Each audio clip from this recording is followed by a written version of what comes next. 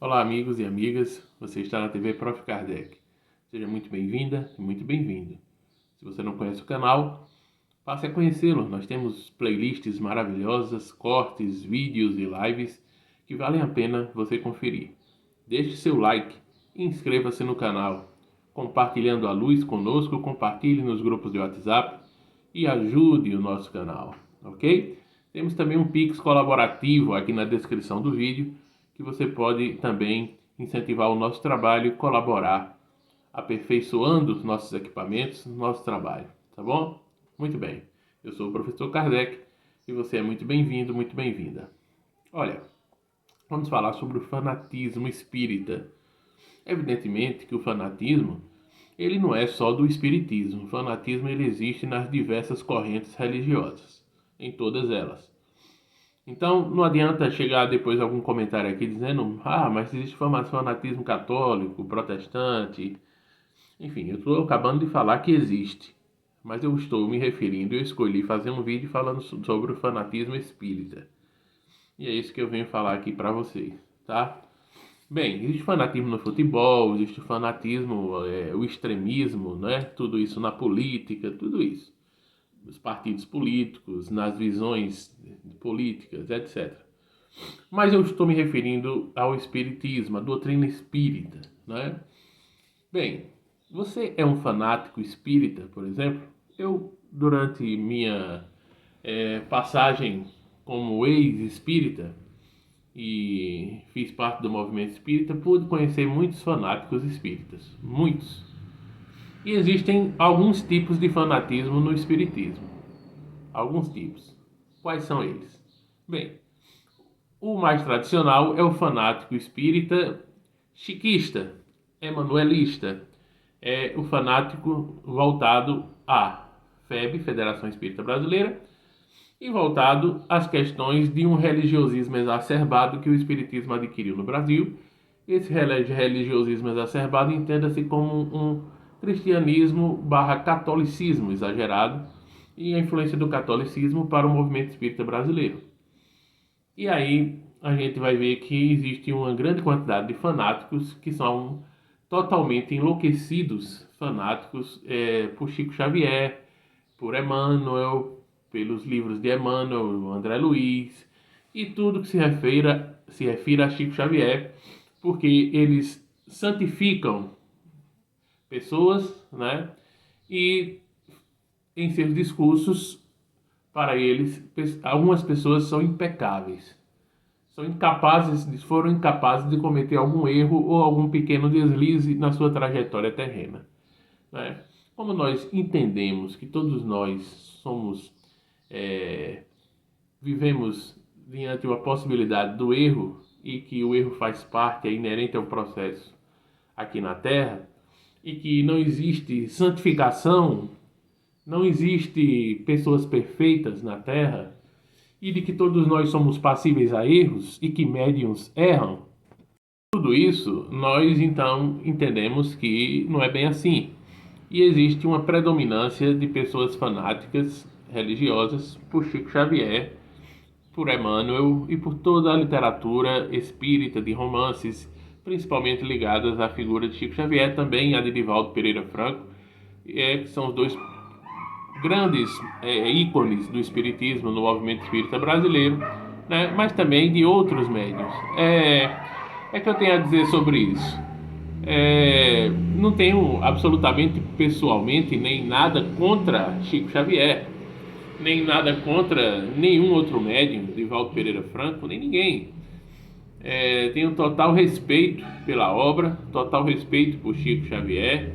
Evidentemente que foi um ser de uma vida totalmente dedicada às causas bondosas, totalmente dedicada às causas de grande relevância espiritual e humanística, e um ser muito, muito bondoso, não tenho a menor dúvida disso.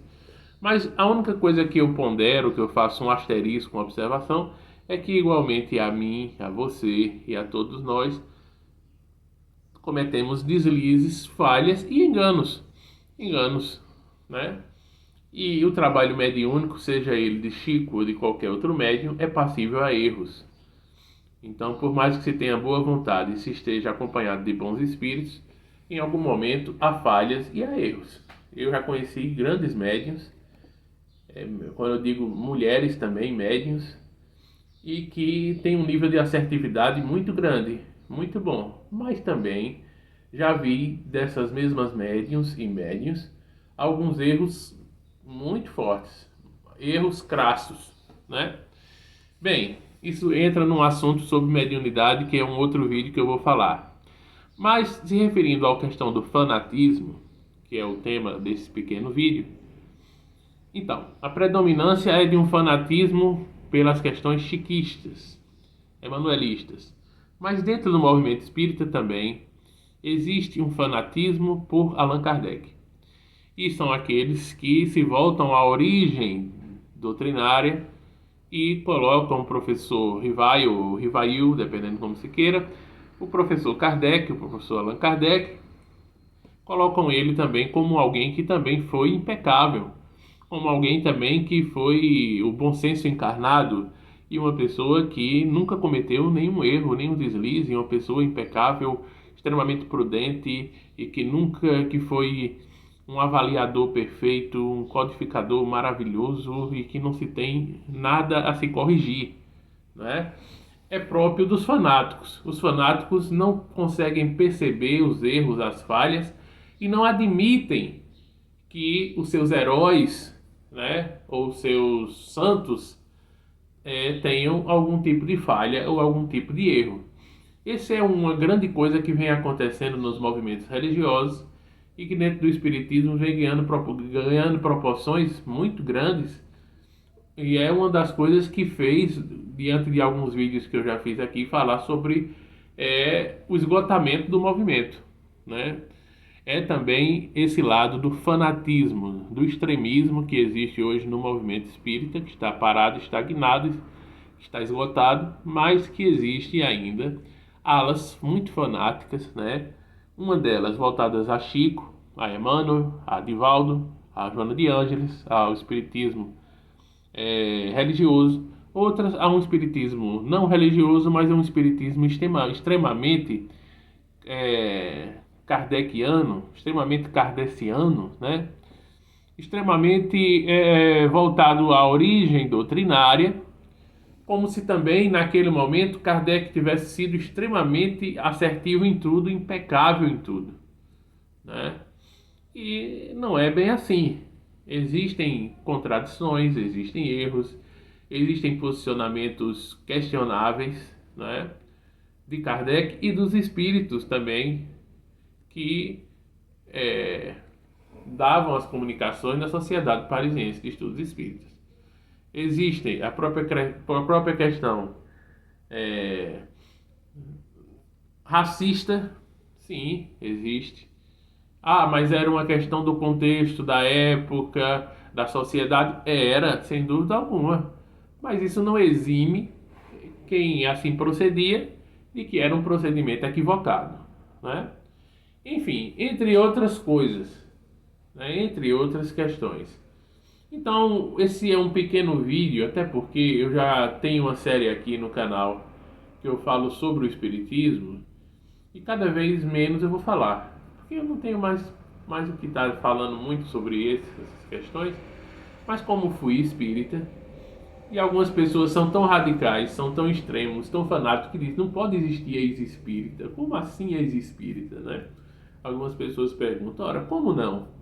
Existe ex-católico, existe ex-ateu, existe ex-protestante, existe ex-tanta coisa. Por que não pode existir ex-espírita? Quer dizer que se você for espírita por um tempo de sua vida, você tem que ser por todo o tempo? Não. Já falei aqui em algumas vezes e repito, o Espiritismo me deu regra e compasso. O Espiritismo me deu muita sabedoria. O Espiritismo me deu muitos ensinamentos importantes que eu vou levar para todo sempre.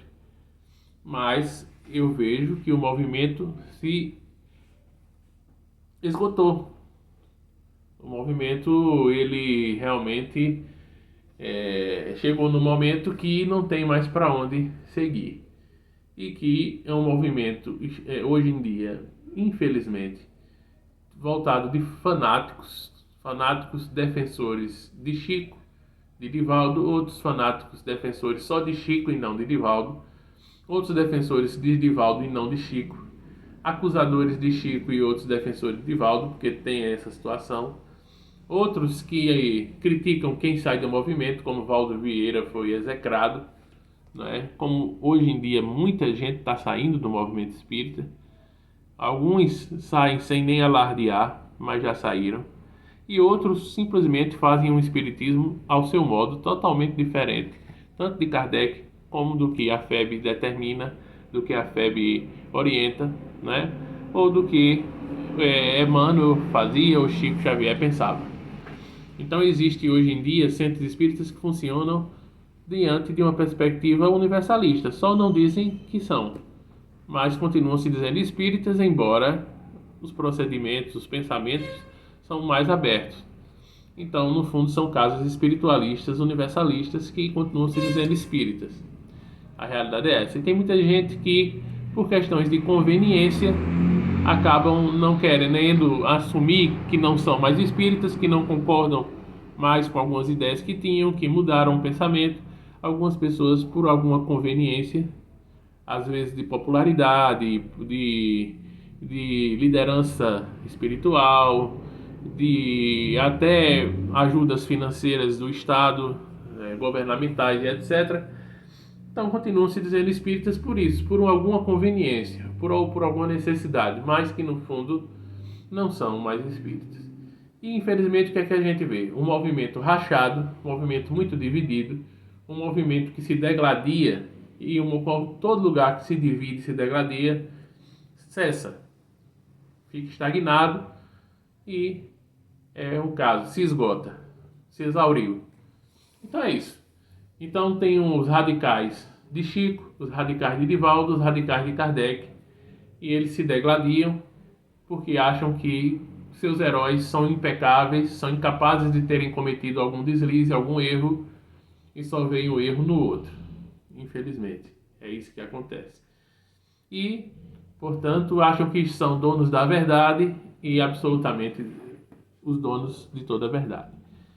Então, o que é que eu estou querendo mostrar com isso nesse vídeo? Também há aqueles que são apaixonados políticos de direita e de esquerda que agora infiltraram-se dentro do movimento espírita, e o movimento espírita hoje em dia também é dividido, como se já não bastasse as divisões doutrinárias de pensamento, há também as divisões agora políticas. Existe um movimento espírita extremamente direitista, um movimento conservador, predominantemente é um movimento de direita e conservador no Brasil, predominantemente religioso, conservador e de direita, com alas de extremismo total. E existe uma outra ala considerada uma ala de esquerda, né? Uma ala de esquerda, uma ala mais aberta, uma ala voltada à esquerda, que também tem o seu extremismo, que também tem pensamentos às vezes distorcidos e equivocados. Existe uma ala chamada dos espíritas, que são progressistas, né? Existe essa ala dos espíritas progressistas, e existe outra ala dos espíritas marxistas mesmo, também, né? E petistas e etc. E outros que são da extrema direita também. Então, como se já não bastasse as divisões de pensamento doutrinária, né? As ideias diferentes dentro das próprias concepções de espiritismo e do movimento, há também uma questão política que com certeza é engendrada e infiltrada pelos espíritos trevosos, obsessores, pelos aqueles que quiseram e conseguiram esfriar o movimento, quiseram e conseguiram esgotar o movimento. O movimento não tem nada de novo a dizer, a não ser fofoca, intriga, disse-me-disse, e ficam se degladiando entre eles, infelizmente. Essa aqui é a grande realidade, que muita gente não quer ver e não quer ouvir, mas que no fundo sabe que é assim. É isso que eu queria dizer nesse pequeno vídeo. Se você gostou, deixe seu like, deixe um comentário, compartilhe, tá? Ajuda o canal a crescer, estamos aí precisando da tua ajuda. compartilha, bota nos grupos do WhatsApp, chega junto, comenta, interage com a gente. Não esquece o like, não esquece a inscrição se você ainda não for inscrita, se não for inscrito. Um grande abraço.